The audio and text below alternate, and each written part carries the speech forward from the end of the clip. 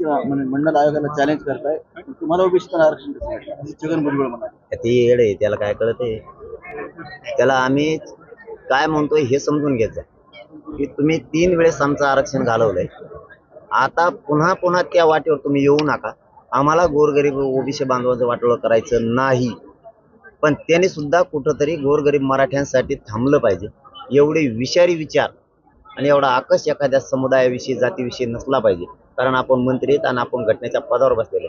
तो जर वारंवार तेच करत राहिला तर आमचा नाविलाज आहे. आम्हाला मग चॅलेंज करावंच लागेल. तुम्ही आमच्या लेकराला खाऊ देत नाहीत म्हणल्यावर त्याला आमचा नाविलाज आहे. आणि याला सगळा दोषी ते व्यक्त असणार आहेत. ओबीसी बांधवाचा याचा काही दोष नसणार आहे. आणि ओबीसी बांधवांना माझी विनंती की तुम्ही सगळ्यांनी त्याला फोन करून सांगा, तू मराठ्यांच्या आरक्षणाला विरोध करू नको, तुझ्यामुळे आमचं वाटोळं होऊ शकतं. कारण तू वाटोळं करणाराच आहे. तो आडनावच वाटोळं करणारा पाहिजे. कारण तो ज्या पक्षात जातो तो पक्षच मोडीत आहे. ते जिथं जिथं जाईन ते मोडून टाकतो सगळं. आता ओबीसी बांधवांचं सुद्धा सगळं आयुष्य उद्ध्वस्त तोच करू शकतो. मुख्यमंत्र्यांनी पाळला नाही असं वाटतंय का? डबल उपोषण करण्याची वेळ का नाही? आता त्यांची 15 तारीख, परंतु पहिल्यासारखं पुन्हा होऊ नये. नागपूरच्या अधिवेशनासारखं हे करू ते करू ते करू नाही. म्हणून आम्ही आता सावध आहे. कारण बेसावधपणा समाजाच्या मुळावर आला नाही पाहिजे. समाजाचा पुन्हा एकदा घात नाही झाला पाहिजे याची आपण आंदोलक म्हणून खबरदारी घेतलीच पाहिजे. म्हणून 10 तारखेपासूनच, कारण 15 तारखेला विशेष अधिवेशन बोलवलेलं आहे. 10 तारखेपासूनच त्यांना ही सगळ्या सोयऱ्यांच्या कायद्याच्या बद्दलची प्रक्रिया सुरू करावी लागणार आहे. केसेसच्या बाबतची ही प्रक्रिया त्यांना सुरू करावी लागणार आहे. त्यासाठी 10 तारखेपासूनच आम्ही आमरण उपोषणाची घोषणा केली. आणि दुसरंही सरकारकडं माझं या पत्रकार परिषदेच्या माध्यमातून म्हणणं आहे की या करोडो मराठा समाजाच्या वतीनं तुम्हाला विनंती की येत्या 2 दिवसात तुम्ही विशेष अधिवेशन बोलवा आणि सगळ्या सोयऱ्यांचं जे अधिसूचना अध्यादेश आपण काढला आहे त्याचं कायद्यात रूपांतर करून त्याची अंमलबजावणी करा. मागासवर्ग आयोगानंही तुम्हाला अहवाल सादर केला, त्याही बाबत तुम्ही त्या विशेष अधिवेशनात कायदा पारित करून माननीय न्यायालयातसुद्धा तुम्ही तो अहवाल सादर केला पाहिजे.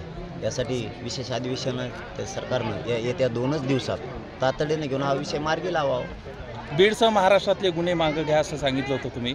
बीडमध्ये अनेक गुन्हे दाखल झाले होते, मात्र एकही गुन्हा मागं घेण्यात आला नाही. अजूनही धरपकड सुरू आहे. कसं पाहता याच्याकडे?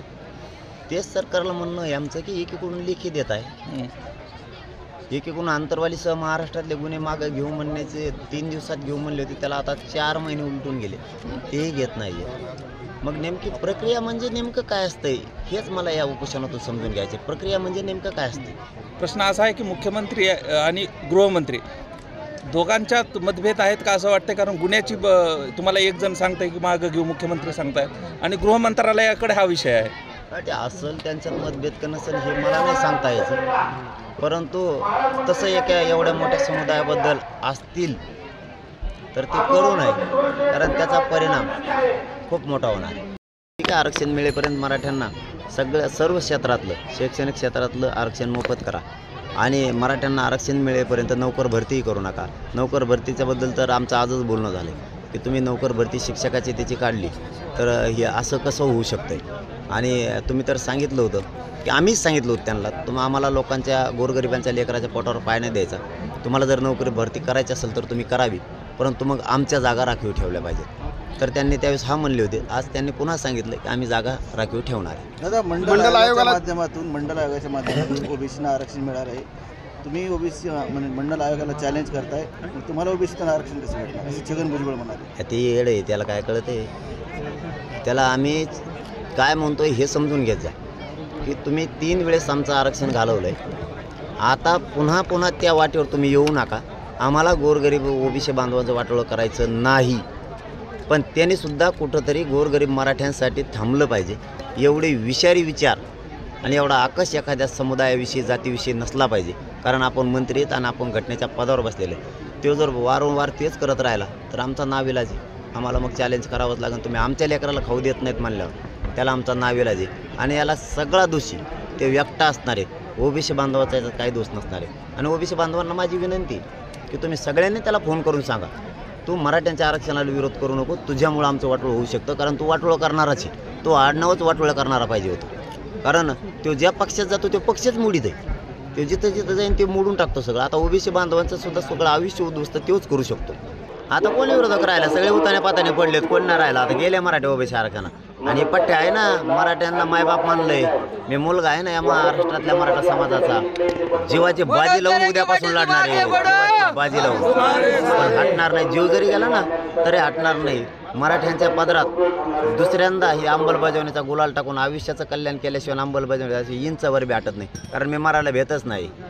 आणि मला जर उचित बी काय झालं तर सरकारचं काय होईल सरकारला माहिती आहे. कारण माझा मायबाप मराठा समाज महाराष्ट्रातला पुरा रस्त्यावर येणार आहे. पण दादा, तुमच्या तब्येतीची काळजी म्हणून अनेक जण सांगतात की उपोषण करू नका, उपोषण करू नका. मात्र त्या संदर्भातला थोडा कुठला विचार केला जाऊ? दादा, मी कधीच समाजाच्या शब्दाच्या पुढे गेलो नाही आत्तापर्यंत. फक्त एवढीच वेळ आहे की मी समाजाच्या शब्दाच्या पुढे चाललो. पण मी वाईट बी नाही करायलो, त्यांच्याच लेकरासाठी लढायलो. ते म्हणतायत मला तुम्ही उपोषणाला बसू नका, पण मी एवढ्याच वेळेस त्यांचं ऐकत नाही. कारण मला माहिती आहे खूप वर्षानंतर 70-75 वर्षानंतर आमच्या गोरगरीब मराठ्यांना न्याय मिळाला. आपण जर आत्ता हटलोत ना तर ह्या लेकरांचं वाटोळं होईल. त्यामुळं मला बसावंच लागतं आहे, त्याशिवाय अंमलबजावणी होतच नाही. मग जर मी आमरण उपोषणाला बसलो तर त्याची अंमलबजावणी होती. आणि मी का जीव राखावा, का जीवाची या समाजासाठी पर्वा करायची? एक जीव जाईल, जाऊ द्या गेला तर. परंतु करोडो लेकरं त्यांच्या चेहऱ्यावर आरक्षण मिळाल्यामुळं आनंदाने हसू येणार आहे. लाखो नाही गेले पाहिजे, एक गेला तरी चालतो. आणि मी त्याला तयार आहे उद्यापासून. होतं माझ्या डोक्यात ती. पण ते काल नाशिक जिल्ह्यात आणि तिकडं कार्यक्रम झाले. तिकडचे शेतकरी इतके ताकदीने एकत्र आले होते.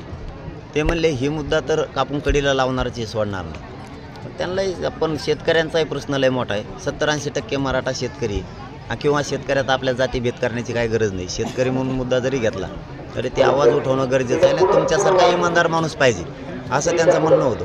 म्हणलं आता हे ज्वलंत मुद्दा आहे माझ्यापुढे मराठा आरक्षणाचा, ह्यो एकदा मार्ग लागू द्या. मग जर शेतकऱ्याचं म्हणणं असेल तर त्यातही होतं म्हणून सांगितलं. कारण अर्ज दाखल केलेले आहेत, भरती झालेली नाही आहे कोणचीच आणखी.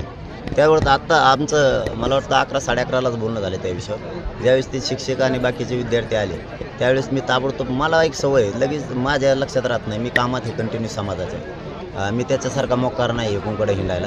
त्यामुळे मी जिथल्या तिथं फोन लावून लगेच तो विषय सॉल्व्ह करायचा प्रयत्न करतो. त्यामुळे आज सकाळी 11:30 वाजता बोलल्यामुळे त्यांनी सांगितलेलं की जागा राखीव राहणार आहे. दादा, छगन भुजबळ असंही म्हणाले की मराठा समाजाला स्वतंत्र आरक्षण द्यावं अशी मागणी आहे, परंतु ओबीसीतून मागणं ही झुंडशाही आहे. जाऊन त्याचा ना काही चेरे जो मला त्याला काय कळत आहे काही दादा, झुंडशाही आहे का काय तुला काय माहिती? गेले मराठी ओबीसी आरक्षणाचं वेगळं कोणचं देतो आता? गेले मराठी ओबीसी आरक्षण वेगळं कोणतं देतो? मुख्यमंत्र्यांचा वाढदिवस आहे, त्यांनी शब्द दिला होता, शपथ घेतली होती. आज त्यांचा वाढदिवस आहे, काय शुभेच्छा देतात? नाही आता ते बघा, तो सामाजिक प्रश्न की वैयक्तिक आहे. शुभेच्छा तर आपण कोणाला पण देतो, शत्रू असला तरी देतो, मित्र असला तरीही देतो. त्यांना शुभेच्छा आहेत वाढदिवसाच्या शुभेच्छा. म्हणजे काय असं काय सध्या संरक्षण मुख्यमंत्री करावं, आरक्षणाचं संरक्षण ते तर करावंच लागणार आहे त्यांना. कारण तिथंच शब्द घेतलेला आहे आपण. त्यांच्या हातानं ज्यावेळेस आधी सूचना आदेश स्वीकारला त्याच वेळेस सांगितलं गुलालाचा अपमान होऊ देऊ नका. कारण मराठा हा समुदाय खूप मोठा आहे. याची नाराजी कोणत्याच सरकारला परवडणार नाही. कारण मराठा हा पूर्वीचा राहिलेला नाही. आता स्वतःच्या लेकरासाठी एक आलेला आहे. तो पक्षी आणि नेते आता मानत नाही, तो स्वतःचं लेकरू मानतो. लेकरासाठी तो कोणत्याही थराला जाऊ शकतो.